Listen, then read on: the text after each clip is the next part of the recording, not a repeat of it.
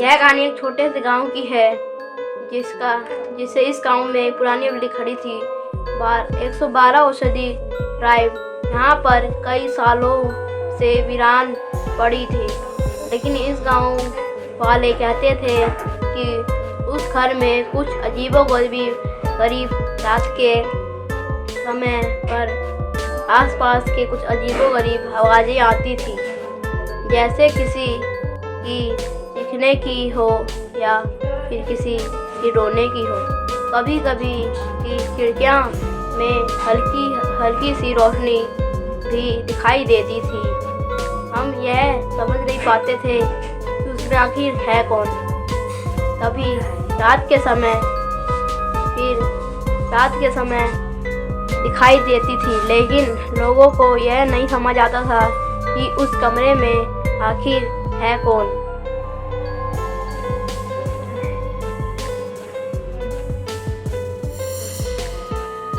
अंजलि एक पत्रकार ने इस घर के बारे में कई अफवाहें सुनी थी। उसने सुना था कि घर में कई सालों पहले वाले बात थी कि उन परिवार के सदस्य अब भी उस घर में रहते हैं, लेकिन उस घर में भूत की शक्ल में अंजलि को इसके बारे में जानने की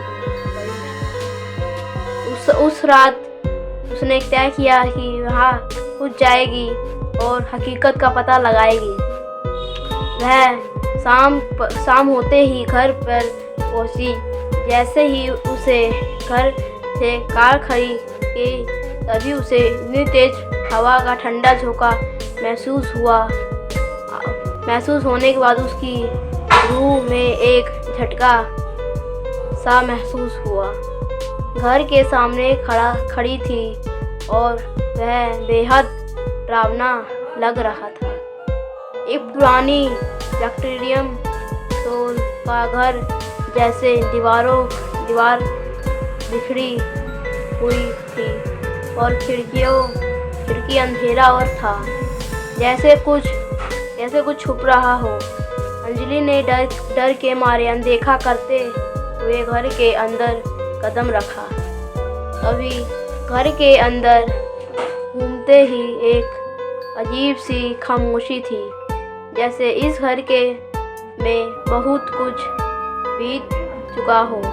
वहाँ घूमना फूल, टूटी हुई दीवार और बर्तन फर्नीचर पड़ा था। अंजलि को अंदर से कुछ अजीब महसूस हो रहा था, लेकिन उसने हिम्मत जुटाकर वह आगे बढ़ती शुरू करी। वह एक कमरे में गई और जहाँ पुरानी तस्वीर लगी हुई थी। तस्वीर अजीब थी, जैसे चेहरा हिल रहा हो। अंजलि ने ध्यान से देखा, लेकिन जितना वह देखती, चेहरे उतना ही धुंधला होता गया।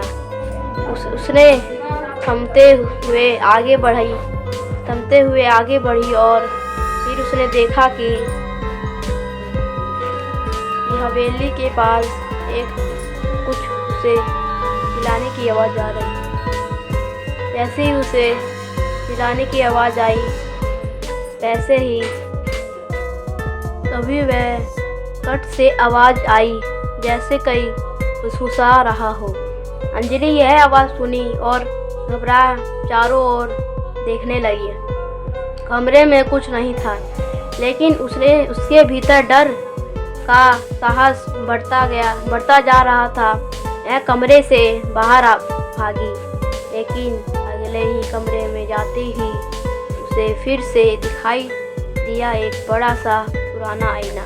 अंजलि आईने के पास गई और उसे छवि से देखने लगी, लेकिन तभी कुछ अजीब हुआ। उसे पीछे से आकृति दिखाई दी। यह एक आदमी की, जिसकी आँख गहरी थी, अंधेरा था और वह बिल्कुल ही बैन खड़ा था। अंजलि ने डट कर पलट कर देखा, लेकिन कमरे में कोई नहीं था। वह फिर से आईने में देखी, वह बाहर भागने की आकृति करीब आ रही थी। उसे दिल तेज की धड़कन लग रही थी। अंजलि फिर से पलटकर कमरे में बाहर जाने का प्रयास किया, लेकिन तब तक कमरे में हवा और ठंडी हो गई थी। अचानक उसे पास गहरी आवाज़ आई कि तुमने इस घर को छेड़ा है, अब तुम्हारे बिना लौट हमें तुम्हारे नहीं छोड़ेंगे। अंजलि घबराई हुई बाहर की ओर दौड़ी, लेकिन दरवाज़ा बंद हो चुका था। वह दीवारों को पीटने लगी, लेकिन भी नहीं हुआ। घर में अब अजीब सी घबराहट थी, जैसे दीवार अपनी जगह से हिल रही है। कमरे के अंदर से धीरे धीरे अजनबी आवाज़ सुनाई देने लगी। घबराई हुई आँखें, किसी को चिल्लाने की आवाज़, और अंजलि की दिल तेज हो रही थी, भड़क रही थी। वह कमरे में वापस मुड़ी और उसे कमरे में उस बिस्तर पर एक साया बैठा हुआ। वह साये से धीरे धीरे खड़े हुई अंजलि की ओर बैठने लगी। उसकी आंखों से एक खौफनाक भयंकर गहरा नजर की थी। अंजलि दिल कफन लगी। फिर अंजलि का दिल कांपने लगा और वह खड़ी मेहनत से दरवाजे खोलने की कोशिश कर रही थी। तभी उसने महसूस किया कि उसके आदमी का सहारा अब काफ़ी करीब था। उसने अपने हाथ उठाया और जैसे ही वह उसके पास आई, वह गहरी स्वर में बोली, तुम हमें जगाया है, अब हम तुम्हें नहीं छोड़ेंगे। अंजलि दरवाजे के जागीरदार धक्का दिया और वहाँ से निकल आई। वहाँ से तेज में सीढ़ियाँ में से नीचे दौड़ती घर के बाहर आ गई। उसकी आंखों में डर था और उससे घर के बाहर आते ही उसकी आंखों में खौफनाक डर था। उसने दिल की तेज धक धक हो रहा था। उसने अपनी फ़ोन निकाला और घर से बाहर निकलते हुए एक बार पीछे मुड़कर देखा, लेकिन घर की खिड़कियों में कोई नहीं था। हल्की और एहसास हुआ कि वह अकेले नहीं थी। उसके अब भी दरवाजे की सुनाई दे रही थी अब, और वह उन खौफनाक आंखों को महसूस कर सकती थी जो उसे लगातार दिखाई दे रही। लेकिन अंजलि ने घर से कुछ ही देर पर कार लगाई और वह वापस अपने गाड़ी में बैठी। लेकिन अब वह घर वापस आ गई थी तो वह कुछ और अजीब हुआ। जैसे ही उसने अपनी आंखें बंद की, उसे वह चेहरा दिखाई दिया, वह आदमी जो घर में था।